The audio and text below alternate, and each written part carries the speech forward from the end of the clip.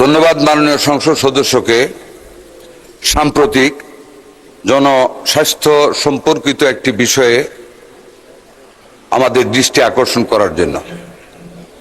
মাননীয় স্পিকার, একটু প্রাসঙ্গিকতার বাইরে একটি কথা বলতে চাই। মাননীয় সংসদ সদস্য যে নোটিশটি দিয়েছেন আপনার হাতেও আছে, সংসদ কার্যালয়ে আছে, আমার হাতেও আছে, কিন্তু উনি যেই প্রশ্নটা উত্থাপন করলেন নোটিশটি তার 4 ভাগের 3.5 ভাগ বাইরেতে বলেছেন। এই প্রশ্নের সাথে কোনো সম্পর্ক নেই, নতুন নতুন তথ্য বলেছেন, যেটা আমি উত্তর দিতে পারবো আলহামদুলিল্লাহ, তবে আমার মনে হয় এটা রেওয়াজের বাইরে, রীতির বাইরে। যাক মাননীয় স্পিকার, তবু আমি বলে যাচ্ছি, আশা করি মাননীয় সংসদ সদস্য সকল উত্তর পাবেন। প্রথম 2টি লাইনের দ্বিতীয় লাইনে উনি লিখেছেন 2026 সালের শুরু থেকে 9 জুলাই পর্যন্ত এই 6 মাসে আমাদের 6175 জন ডেঙ্গু রোগে আক্রান্ত হয়, যার মধ্যে 22 জনের মৃত্যু হয়। মাননীয় স্পিকার, 2025-এর জানুয়ারি থেকে জুলাই পর্যন্ত গত বছর রোগীর সংখ্যা ছিল 15,210, মারা গিয়েছিল 58। একই সময় মাননীয় স্পিকার, এইবার জানুয়ারি টু জুন আক্রান্ত হয়েছে 8,978 জন, মারা গিয়েছে 28 জন। তার মানে গত বছরের তুলনায় অর্ধেকের চেয়ে কম। কিন্তু এই জন্য আমি কোনো সাবাস দিতে চাই না, যেহেতু মানুষ এখন আক্রান্ত। তবে এটুকু বলতে চাই, ডেঙ্গু রোগকে মোকাবেলা করার জন্য মাননীয় স্পিকার গত 2 মাস আগ থেকে আমরা সারা বাংলাদেশ ব্যাপী আমাদের সিভিল সার্জন, বিভাগীয় পরিচালক, জেলা প্রশাসক, উপজেলা নির্বাহী কর্মকর্তা, উপজেলা স্বাস্থ্য কর্মকর্তা সহ আমরা পরিচ্ছন্ন অভিযান প্রতি শনিবার চালিয়ে আসতেছি। সকল ড্রেনগুলিকে পরিষ্কার করা হয়েছে। Dhaka city corporation, Dhaka city north, Dhaka south এবং বাংলাদেশের প্রত্যেকটা মিউনিসিপ্যালিটি এবং সিটি কর্পোরেশন একইভাবে মশা, ফ্লাইং অ্যাডাল্ট মশাকে মারার জন্য স্প্রে করে যাচ্ছে এবং লার্ভাকে মারার জন্য এক জাতীয় ট্যাবলেট ব্যবহার করা হচ্ছে। সেই কারণে মাননীয় স্পিকার, মশার উপদ্রব এবং ডেঙ্গু রোগীর সংখ্যা কিছুটা কমে এসেছে। তো মাননীয় স্পিকার, একটি কথা এই ব্যাপারে সবাইকে বলতে চাই, mosquito is very small insect. আমাদের মতন একটা ঘনবসতিপূর্ণ দেশে, বৃষ্টি বাদলের দেশে যত্র তত্র পানি জমে থাকে, মানুষের ছাদের উপরে টবে পানি জমিয়ে রাখে। আমরা যদি লোক পাঠাই পরীক্ষা করার জন্য, মহিলারা বাড়িতে ঢুকতে দেন না, মোবাইল কোর্ট গেলে গালিগালাজ করেন, ঢুকতে দেন না, নিরাপত্তার অভাব ফিল করেন। অনেক প্রতিবন্ধকতা সত্ত্বেও মাননীয় স্পিকার, আমাদের সরকার, আমরা দায়িত্ব নেওয়ার পর থেকে আমরা এই ব্যাপারে সজাগ দৃষ্টি রাখতেছি এবং আমরা পরিষ্কার পরিচ্ছন্নতা রাখার জন্য প্রতিনিয়ত আমরা চেষ্টা করে যাচ্ছি, আমরা স্প্রে করে যাচ্ছি, আমরা লার্ভার ট্যাবলেট ছিটিয়ে যাচ্ছি। মাননীয় স্পিকার, এবং দেশব্যাপী মানুষকে মশারি টানিয়ে ঘুমানোর জন্য, ফুল হাতা শার্ট পরার জন্য, পাজামা পরার জন্য বা লুঙ্গি লম্বা করে পরার জন্য আমরা মানুষকে অ্যাওয়ারনেস বৃদ্ধি করতেছি। উনি 6টি বিষয়ে নির্দিষ্টকৃত উত্তর চাচ্ছেন। 1 নম্বর, দেশব্যাপী ডেঙ্গু প্রতিরোধে। আমি এরই মধ্যে বলেছি, ডেঙ্গু প্রতিরোধে আমরা সকল ব্যবস্থা গ্রহণ করেছি। আমি আরো বলতে চাই, ডেঙ্গু টেস্ট করার রি-এজেন্ট শরণাতীত কালে স্টক আমাদের হাতে আছে, যেটা বিগত সময়ে কোনো সরকার তাদের হাতে রাখতে পারে নাই। আমরা টেস্ট করার জন্য সেই কিটের ব্যবস্থা আমরা পর্যাপ্ত পরিমাণে মাঠ লেভেলে দিয়েছি এবং আমাদের সেন্ট্রাল গোডাউনে আমাদের স্টক আছে। মাননীয় স্পিকার, ডেঙ্গুকে মোকাবেলা করার জন্য আমরা সকল সরকারি হাসপাতালে আগত রোগীদের ডেঙ্গু NS1 পরীক্ষা বিনামূল্যে এবং 1GG এবং 1GM পরীক্ষা 300 টাকা থেকে কমিয়ে 50 টাকায় নামিয়ে আনা হয়েছে এই বছর। মাননীয় স্পিকার, পরীক্ষার জন্য কেন্দ্রীয় ওষুধ সংরক্ষণাগারে সিডিসি আজ পর্যন্ত RDT টেস্ট কিটের মজুত আছে 1,06,600। আগামী 1 মাসের মধ্যে আরো প্রায় 5 লক্ষ কিট আমাদের স্টকে যোগ হবে। মাননীয় স্পিকার, ডেঙ্গু রোগ শনাক্তকরণের জন্য প্রয়োজনীয় কিট ও রোগীদের জন্য প্রয়োজনীয় ব্যাগ, ওষুধ সংরক্ষণের 1 লক্ষ স্যালাইন ব্যাগ আমরা এক্সট্রা মজুত রেখেছি। মাননীয় স্পিকার, সারা বাংলাদেশের প্রত্যেকটি উপজেলা লেভেলে আমরা পর্যাপ্ত পরিমাণে স্যালাইন সরবরাহ করে রেখেছি এবং আমাদের হাতে অনেক স্যালাইন আরো পর্যাপ্ত পরিমাণে যে কোনো মুহূর্তে যে কোনো পরিমাণ স্যালাইনের প্রয়োজন হলে আমরা সরবরাহ করার সক্ষমতা রাখি। আমাদের স্যালাইন এবং কিটের অভাবে কোনো রোগীর কোনো অসুবিধা হবে না।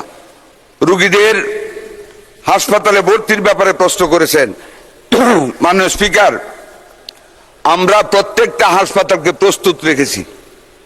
যে কোনো সময় যে কোনো পরিমাণ রোগী আসলে আমরা মোবাইল হসপিটালও আমরা তৈরি করে রেখেছি এবং আমাদের সেনাবাহিনীকে প্রস্তুত রাখা হয়েছে।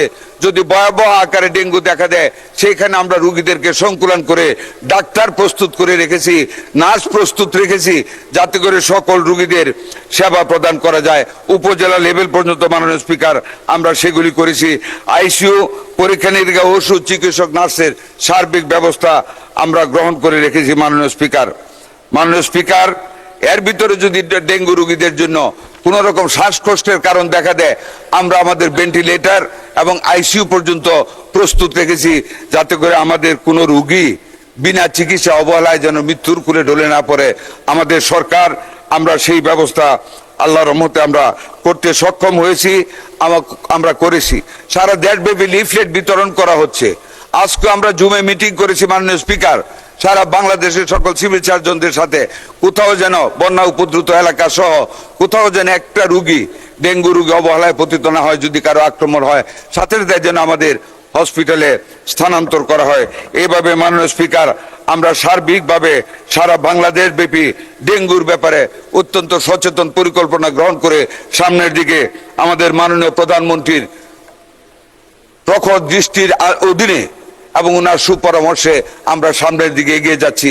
আশা করি সকল মাননীয় সংসদ সদস্যগণ আপনারাও যার যার নিজ নিজ এলাকায় পরিষ্কার পরিচ্ছন্নতা অভিযানটা চালিয়ে যাবেন, যাতে করে আমাদের 18 কোটি মানুষের নিরাপত্তা প্রহরী হয়ে আমরা দাঁড়িয়ে থাকতে পারি। আপনাদের সবাইকে ধন্যবাদ। মাননীয় স্পিকার, আপনাকেও ধন্যবাদ। আপনাকে অসংখ্য ধন্যবাদ মাননীয় মন্ত্রী, যে সুন্দরভাবে বলেন শুনতে ইচ্ছে হয়। মাননীয় সদস্য, আপনার যদি কোনো প্রশ্ন থাকে প্রশ্ন করবেন দয়া করে। একটা ট্রেন্ড চালু হয়ে গেছে, আমরা অ্যাডভাইস দেই বা স্টেটমেন্ট দেই। Please ask your question if any. Thank you. মাননীয় স্পিকার, আপনাকে ধন্যবাদ। আপনি বলেছেন যে মাননীয় স্বাস্থ্য ও পরিবার কল্যাণ মন্ত্রী খুব সুন্দর করে বলেন, আমরা এখানে কনভিন্স হই, কিন্তু বাস্তব অবস্থাটা আসলে এটা বক্তব্যের সাথে বাস্তবতা এটা কোনোভাবেই স্বাভাবিক নয়। এটি হচ্ছে মূল বিষয়। কারণ আইসিইউ তো একটা সদর হসপিটালে আইসিইউ নাই, তাহলে উপজেলায় কোথায় যাবে? আমি বলেছি যে ইউনিয়ন পর্যন্ত এই সেবা মানে পৌঁছে দেওয়াটা উপায়টা কি, এর কোনো উত্তর এখানে আসে নাই। এরকম বহু বিষয় আছে। যাই হোক, এরপরও আমরা যেহেতু হামে ক্ষতিগ্রস্ত হয়েছি ব্যাপকভাবে, 738 জন মানুষ, ছোট ছোট বাচ্চা মারা গিয়েছেন, স্বাভাবিকভাবে ডেঙ্গু নিয়ে আমাদের উদ্বেগ আছে। সুতরাং মাননীয় মন্ত্রীকে আমি ধন্যবাদ জানাচ্ছি যে উনি তার পদক্ষেপের কথা বলেছেন। এগুলোকে নিশ্চিত করার জন্য আমি ওনার আহ্বান জানাচ্ছি। আমি একটা ছোট্ট বিষয়ে অবতারণা করি, তারপর আমার প্রশ্ন করব। মাননীয় স্পিকার, আমাকে এই সুযোগটা দিতে হবে। গতকালকে কোমলমতি ছাত্রছাত্রীদের আন্দোলন নিয়ন্ত্রণে আমাদের সংসদের সামনে পুলিশের নির্দয় লাঠিচার্জের ব্যাপারে মাননীয় সদস্য, আমার কাছে মনে হচ্ছে উই আর মানে অন্যদিকে যাচ্ছি। আপনি দয়া করে এটা অন্য বিষয়ে আনবেন, এখন প্রশ্নটা করুন। আমি একদম বলে ফেলেছি। আপনি এটার মধ্যে থাকেন, আমাদের কার্যপ্রণালী বিধির মধ্যে আমরা থাকি। দয়া করে you will have time to ask that question. আগে স্বাস্থ্যমন্ত্রীকে কোয়েশ্চেন করেন, এটা স্বাস্থ্যমন্ত্রী জুরিসডিকশনের বাইরে এখন যা বলবেন, ওনাকে কোয়েশ্চেন করেন প্লিজ। Thank you. মাননীয় স্পিকার, আপনাকে ধন্যবাদ। তাহলে আমাকে একটু সুযোগ পরে দেবেন, আমি সেই প্রত্যাশায় থাকলাম। নির্বাচিত প্রতিনিধি না থাকার কারণে আমাদের চাঁপাইনবাবগঞ্জ পৌরসভা, উপজেলা চেয়ারম্যান, ইউনিয়ন পরিষদের চেয়ারম্যান সহ সারা দেশে নির্বাচিত জনপ্রতিনিধি না থাকার কারণে সমন্বিতভাবে পরিষ্কার পরিচ্ছন্নতা অভিযান সহ স্বাস্থ্যসেবা নিশ্চিত করার জন্য এবং জলাবদ্ধতা নিরসনের জন্য যে পদক্ষেপ গ্রহণ করা উচিত, এটা খুবই একটা বেহাল অবস্থার মধ্যে গোটা দেশ রয়েছে। আমার চাঁপাইনবাবগঞ্জে আমরা দেখছি যে সদর হাসপাতালের শূন্য পদ সহ সারা দেশের ডাক্তার এবং স্বাস্থ্যকর্মীদের শূন্য পদ পূরণের জন্য অতি দ্রুত কোনো পদক্ষেপ যদি স্বাস্থ্য মন্ত্রণালয় গ্রহণ না করেন তাহলে যতগুলো বক্তব্য আসলো এগুলো বাস্তবায়ন অসম্ভব। চাঁপাইনবাবগঞ্জ সদর হাসপাতালে শিশু বিশেষজ্ঞ নেই, বর্তমান সময়ে সার্জারি ডক্টর নেই, মেডিসিন ডক্টর নেই। সুতরাং এই শূন্য পদ সহ সারা দেশের শূন্য পদ কত দ্রুত পূরণ করা হবে সে বিষয়গুলো আমি জানতে চাই। পাশাপাশি বেসরকারি হসপিটালগুলোকে যদি ডেঙ্গু রোগ ব্যাপকভাবে বিস্তৃতির দিকে যায় তাহলে বেসরকারি হসপিটালগুলোকে ডেঙ্গু রোগ শনাক্তের জন্য সহজ উপায়ে বা সরকারি মাননীয় সদস্য নির্দেশনা দেওয়া হবে কিনা প্রশ্ন করেন প্লিজ। স্পিকার, বেসরকারি হসপিটালগুলোকে ডেঙ্গু রোগ শনাক্তের জন্য কোনো বিশেষ নির্দেশনা দেওয়া হবে কিনা? মাননীয় স্পিকার, আপনাকে ধন্যবাদ। জি, আপনাকেও ধন্যবাদ মাননীয় সদস্য। মাননীয় চিফ হুইপ, প্রশ্নের উত্তরটা পরে আপনাকে দেই মাইক, মোর রিলিভেন্ট হবে। মাননীয় স্বাস্থ্যমন্ত্রী, ধন্যবাদ। মাননীয় স্পিকার, উনি ডেঙ্গুর সাথে রিলেট করে ডাক্তার বা নার্সের অপ্রতুলতার কথা বলেছেন। আমরা আমাদের সীমিত সংখ্যক কর্মকর্তা কর্মচারী ভিতর থেকে প্রত্যেকটি উপজেলায় প্রতিনিয়ত আমরা ডাক্তার নার্স চেলে দিয়ে যাচ্ছি। মাননীয় স্পিকার, পরিষ্কার পরিচ্ছন্নতার ব্যাপারে মাননীয় সংসদ সদস্যগণ নিজ নিজ এলাকার হাসপাতালের ব্যবস্থাপনা কমিটির চেয়ারম্যান, ওনারও কিছু দায়িত্ব আছে পরিষ্কার পরিচ্ছন্নতা রক্ষা করার জন্য। মাননীয় স্পিকার, 18 কোটি মানুষের দেশ, একে অন্যকে যদি ব্লেম গেম করি আমাদের সার্থকতা আসবে না, ফসল ঘরে আনতে পারবো না। প্রত্যেকেরই কিছু কিছু দায়িত্ব নিয়ে পরিষ্কার পরিচ্ছন্নতার জন্য নিজেদেরকে নিয়োজিত করতে হবে। উনি ইউনিয়ন লেভেল আইসিইউর কথা বলেছেন। আমি একবারও বলিনি আমার বক্তব্যে যে আমি উপজেলা লেভেলে আইসিইউর ব্যবস্থা করব। আমাদের জেলার লেভেলে যতটুকু আইসিইউর ব্যবস্থা আছে সেই জেলাগুলিতে আমরা, এর মধ্যে 12টি জেলায় আমরা আইসিইউ 10টি বেড করে আমরা চালু করেছি। আরো 5টি জেলায় আগামী 15 দিনের ভিতরে চালু হবে। এরপরে যদি আইসিইউ প্রয়োজন পড়ে আমাদের প্রত্যেকটা বড় বড় হাসপাতালে পর্যাপ্ত পরিমাণে আইসিইউর ব্যবস্থা এরই মধ্যে আমরা করেছি, সেইগুলিতে রোগীদের স্থানান্তর করা হবে। বেসরকারি হাসপাতালগুলির কথা বলেছেন মাননীয় সংসদ সদস্যের জ্ঞাতার্থে আপনার মাধ্যমে জানতে চাই, শুধু আজকে নয় মাননীয় স্পিকার, আজকে থেকে 1.5 মাস আগে আমরা এতই সচেতন ছিলাম এই ব্যাপারে। 1.5 মাস আগে প্রাইভেট মেডিকেল কলেজ হাসপাতালের মালিকদেরকে ডেকে আমরা তাদেরকে বলেছি ডেঙ্গু দেখা দিলে 10% বেড তাদের খালি রেখে ডেঙ্গু রোগীদের সেবা প্রদান করতে হবে, এবং যেই রেটে সরকার অ্যান্টিজেন ব্যবহার করে একই রেটে ডেঙ্গু রোগীদের পরীক্ষা করতে হবে, এর বাইরে তারা কোনো টাকা নিতে পারবেন না। এবং সকল হাসপাতাল মালিকরা সেই ব্যাপারে আমাদেরকে সম্মতি প্রদান করেছেন। সুতরাং মাননীয় সংসদ সদস্যকে আশ্বস্ত করি বেসরকারি হাসপাতালগুলো সরকারি হাসপাতালের সাথে তাল মিলিয়ে ডেঙ্গু রোগীদের চিকিৎসা সেবা চালিয়ে যাবেন। ধন্যবাদ মাননীয় স্পিকার আপনাকে। 71 অনুযায়ী জরুরি জনগুরুত্ব সম্পন্ন বিষয়ে মনোযোগ আকর্ষণের গৃহীত নোটিশ সমূহের উপর আলোচনা। প্রথমে আমি মাননীয় সদস্য রাশেদা বেগম হীরা, মহিলা আসন নম্বর 3 কে তার জরুরি জনগুরুত্ব সম্পন্ন বিষয়ে মনোযোগ আকর্ষণের নোটিশটি পড়ার জন্য আহ্বান জানাচ্ছি। মাননীয় সদস্য।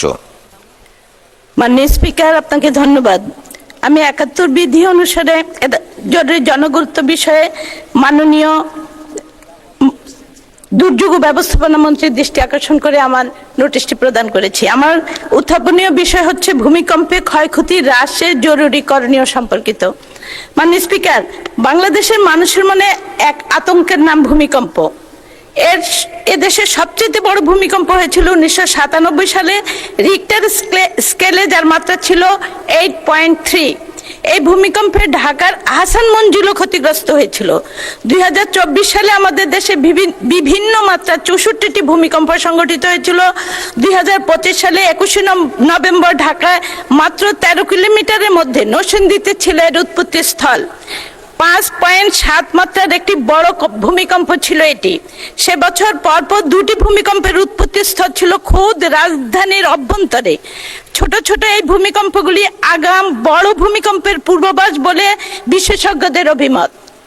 দেশের 5টি বিভাগই উচ্চমাত্রা ভূমিকম্পের জন্য বিপজ্জনক, তার মধ্যে ঢাকা, চট্টগ্রাম, ময়মনসিংহ, সিলেট, রংপুর।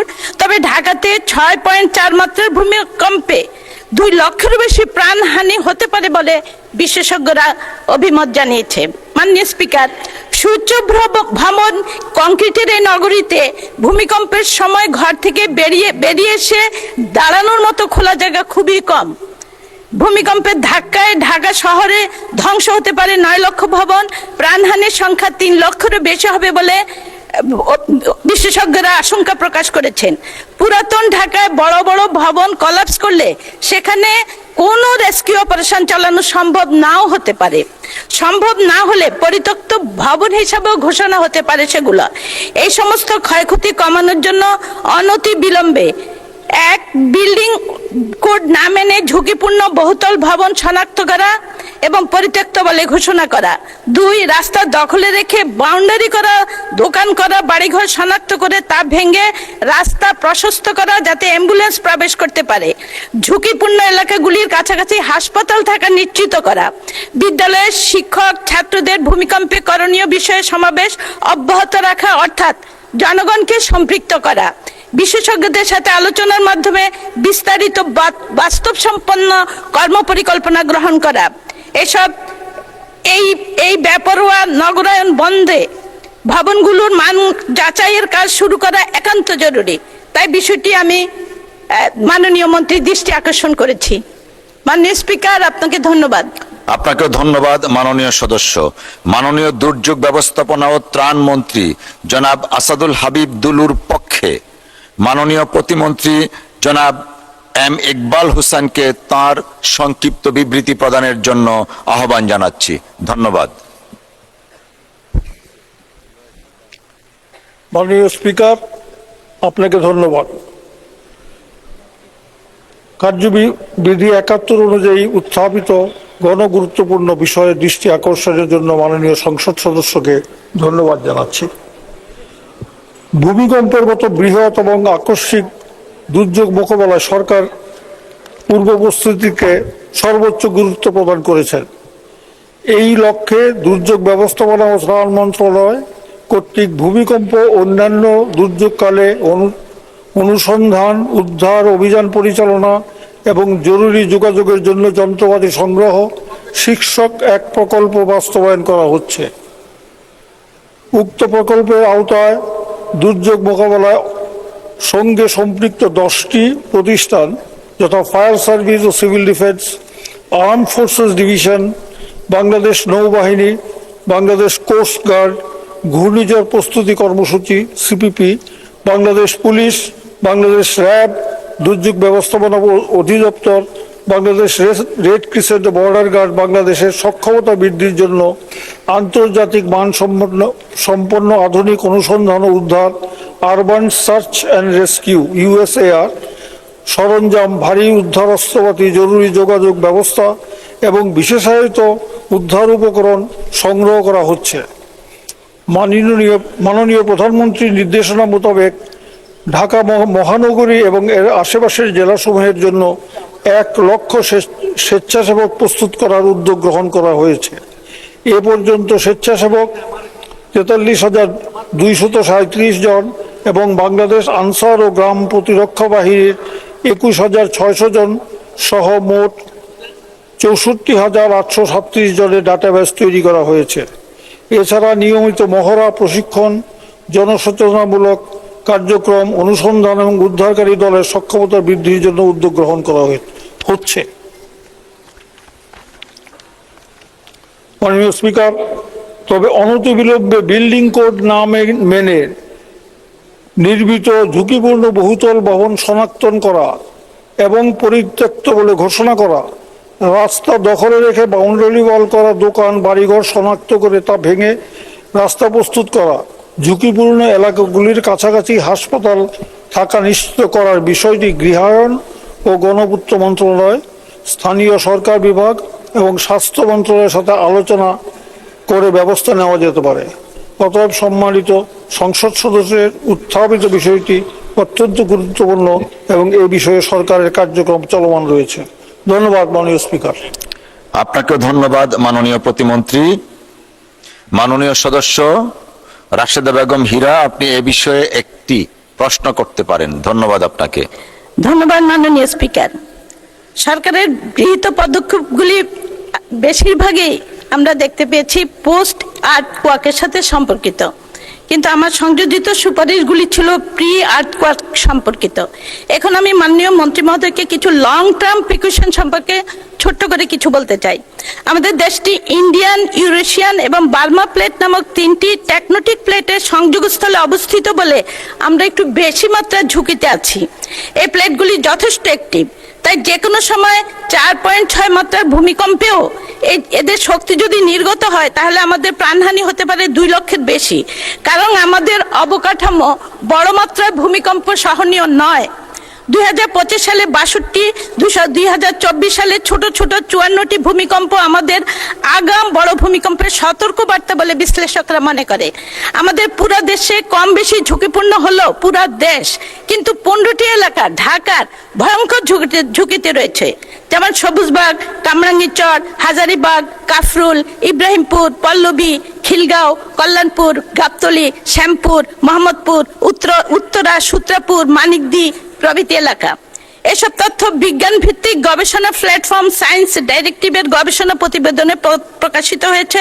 গবেষণায় রাজধানী উন্নয়ন কর্তৃপক্ষের GIS ডাটাবেসের তথ্য ব্যবহার করা হয়েছে।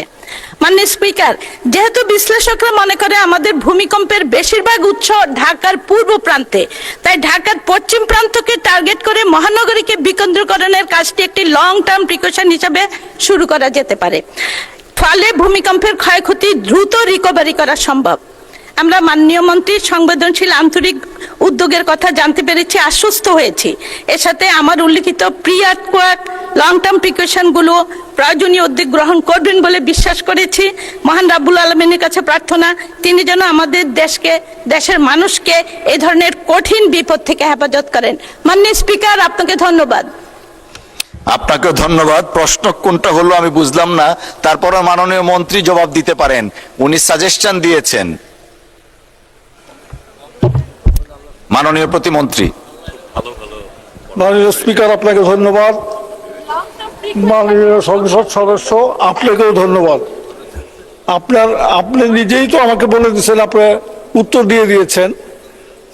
আমি আপনার প্রশ্নে এইটাই বলতে চাই, এই যে প্লেটের কথা বললেন, এই প্লেটের ব্যাপারে আমরা অবগত, এবং মাসখানেক আগে আমরা এই ফলটার উপরে কি করা যায় তা নিয়ে আলাপ আলোচনা করেছি। বাংলাদেশের বিশেষজ্ঞদের নিয়ে একটা মিটিং করেছি, সেইখানে একটা ডিসিশন হয়েছে যে আমরা প্লেট বরাবর যে এলাকা আছে সেইটা কোন জায়গাটা বেশি ঝুঁকিপূর্ণ সেগুলি একটা আমরা ইয়ারমার্ক করবো, সো দ্যাট সেখানে প্রিকশনের মেজারটা বেশি নেওয়া যায়। আর ভূমিকম্পের উপরে আমরা বিভিন্ন পর্যায়ে আলাপ আলোচনা করছি, এবং এই উদ্ধার কার্য এবং সেখান থেকে যত কম ক্ষতিতে আমরা বেরিয়ে আসতে পারি তার ব্যবস্থাগুলি আমরা নিচ্ছি। আমরা কিন্তু সবগুলি ব্যবস্থা নিয়ে নিতে পারি নাই, কিন্তু সেই দিকে আমাদের কার্যক্রম চলছে।